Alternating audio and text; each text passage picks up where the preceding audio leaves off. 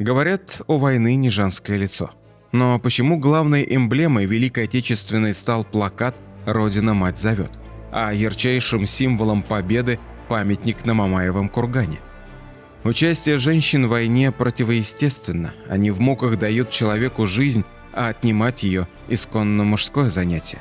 Выход женщины на поле боя означал, что само существование нашего народа находилось в смертельной опасности, справиться с которой одним мужчинам было уже не под силу. В годы Великой Отечественной на фронтах служили около 800 тысяч женщин, свыше 150 тысяч награждены боевыми орденами и медалями, сотни стали героями Советского Союза, но только одна из них удостоена 2 полководческих орденов. Гвардии майор Бершанская. Именно она явилась единственной женщиной, ставшей кавалером орденов Суворова и Александра Невского.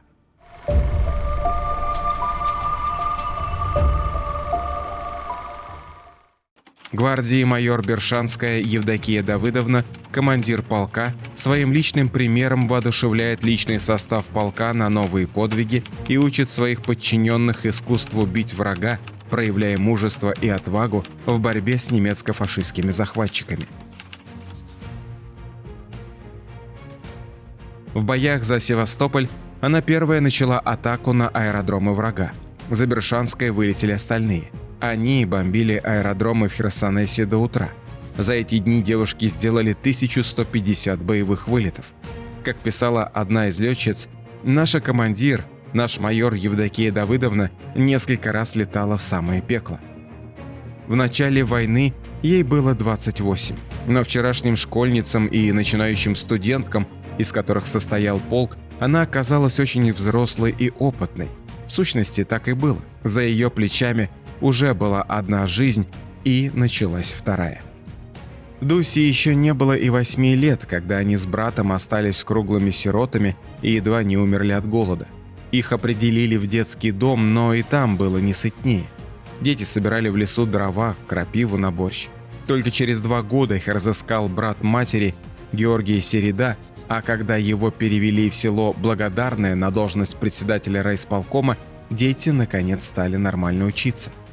Школа была с педагогическим уклоном, и Дуся поступила в Ставропольский педагогический техникум, но мечтала не о карьере учителя. Еще школьницей она увидела в небе аэроплан и с тех пор только и думала о том, чтобы подняться в небо. Техникум она бросила и решила поступать в летное училище. В 20-е и 30-е годы в Советском Союзе создавались массовые общественные организации военно-спортивного характера, такие как Осавиахим, Досарм, Досав и другие. И в эти организации массово шли юноши и девушки. Евдокия Бершанская не стала исключением. И в 1931 году Дуся поступила в Батайскую летную школу. Инструкторы в один голос говорили, что эта девушка обладает прирожденным талантом летчицы. После первого года учебы Дусю зачислили на должность инструктора, а затем командира звена. Еще 2 года работы, и вот она уже командир отряда. Начинается ее вторая жизнь. Жизнь летчицы Евдокии Бершанской. 1939 год. Евдокия Давыдовна уже член партии и работает в Азово-Черноморском управлении гражданско-воздушного флота, возглавляет авиазвено специального применения. Такое звено комплектовалось только летчиками, которые могли работать в любых погодных условиях, в любое время суток, на любой аэродром. Бершанская полностью организовала всю работу, много летала сама. В подчинении Бершанской на тот момент было 35 самолетов, 60 летчиков и техников. Здесь ее и застала война. Евдокия Давыдовна рвалась на фронт, который уже приближался к Кубани. И когда в октябре 1941 года был подписан Сталиным указ о формировании женских авиационных полков ВВС Красной Армии, Бершанскую к себе вызвала знаменитая летчица Марина Раскова, которая занималась этим формированием. Именно с ее легкой руки Евдокия стала командиром полка ночных бомбардировщиков.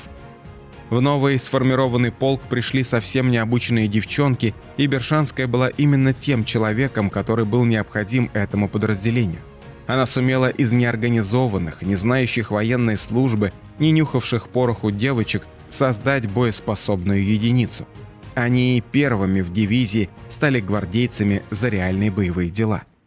Круглыми сутками Бершанская пропадала на аэродроме, снова и снова отрабатывала технику полетов. Эти утомительные занятия многим помогли сохранить жизнь. К маю 1942 года формирование полка закончилось, и девушки вылетели на фронт, где делали по 10-12 вылетов за ночь. Полк прибыл на фронт в трудное время. Противник рвался к Донским переправам, немецкие бомбы падали на Каменск, Ворошиловград, Ростов. И вот из штаба дивизии пришел приказ. В ночь на 8 июня 1942 года полк должен бомбить скопление войск противника в пункте «Шахта номер 1». Бершанская решила, что должна сама увидеть все своими глазами. При подходе к цели вражеские зенитки обстреляли ее самолет, несколько осколков угодило в машину, но она сумела вывести самолет из-под обстрела и сбросила бомбы в точно назначенном месте. Почти 2 часа стояли девушки на летном поле, ожидая своего командира. Наконец самолет Бершанской приземлился, но в ту же ночь не вернулись из своего первого боевого вылета командир эскадрильи Люба Ольховская и штурман Вера Тарасова. А дальше началась будничная работа. Полеты, полеты, полеты. Бершанская всегда присутствовала на старте, потом выслушивала доклады о боевых вылетах, разбирала допущенные ошибки. И спустя 4 месяца женский полк стал лучшим в дивизии.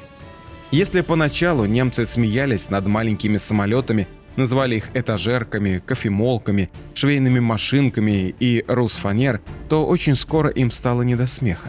Они начали называть летчиц ночными ведьмами. Из письма офицера вермахта. «Эти самолеты не дают нам жить. Мы не можем зажечь огонь ни в печке, ни в маленьком костре. Экипажи У-2 тут же обнаруживают их и сбрасывают бомбы. Они находят нас постоянно, поэтому мы должны всю ночь сидеть в траншеи, чтобы избежать потерь».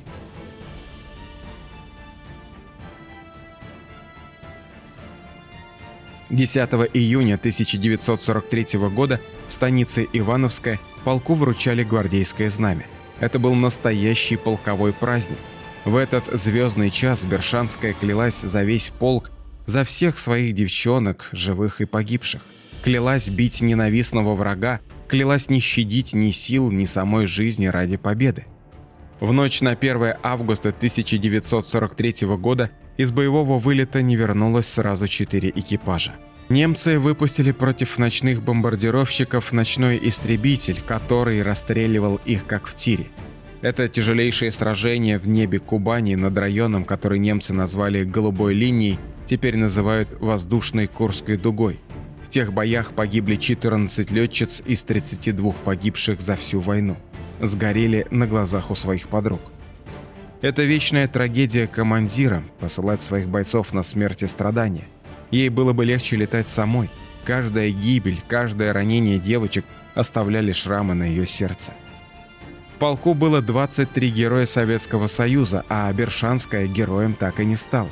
Она была прекрасным летчиком, очень хотела летать, но командирам летных полков лично вылетать на боевые задания разрешалось только в особых случаях. И оказалось, что у Бершанской слишком мало боевых вылетов, а к званию Героя Советского Союза представляли не менее чем за 500. На самом деле ей и не нужно было летать самой. Радиосвязи между самолетами не было, всем полком сразу они никогда не летали, руководить экипажами в воздухе она бы просто не смогла. Ее работа была на земле. Ее талант командира был больше, чем талант летчицы. Не зря Евдокия стала единственной женщиной, награжденной 2 полководческими орденами – Александра Невского и Суворова 3-й степени. Во времена тяжелых боев за Крым в ноябре 1943-го погода стояла нелетная, а у десантников, окруженных гитлеровцами в Эльтигене, закончилась еда и медикаменты, не хватало боеприпасов. Помочь им могла только авиация, только бесшумные низколетающие У-2. Лететь сквозь непогоду и стену огня вызвались добровольцы, но последнее слово все равно оставалось за Евдокией. Она понимала, как рискует сама, на какой риск идут ее девушки. И все же они вылетели и сбросили спасительный груз. За хорошую организацию боевой работы полка, за лично произведенные 19 боевых вылетов ночью на самолете У-2, за мужество и отвагу, проявленные в боях за освобождение Крыма от немецко-фашистских захватчиков, гвардия майор Бершанская достойна награждения 4-й правительственной наградой Орденом Красного Знамени.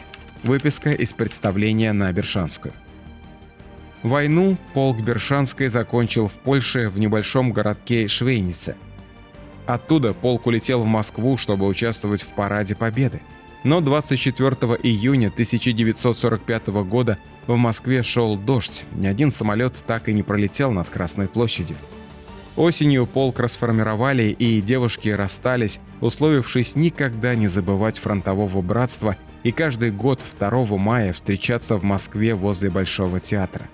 Так закончилась жизнь подполковника Бершанской и началась жизнь Евдокии Давыдовны Бочаровой. Она вышла замуж за летчика Константина Бочарова и посвятила себя семье. Но забыть подвиг своих летчиц Евдокия не смогла никогда. Никогда она не смогла забыть, как горели они факелами в ночном небе. И никогда она не переставала быть командиром полка, матерью своим девчонкам. В сентябре 1982 года Евдокии Давыдовны Бершанской не стало. Ставьте лайк, подписывайтесь на канал и оставляйте свои комментарии. До новых встреч!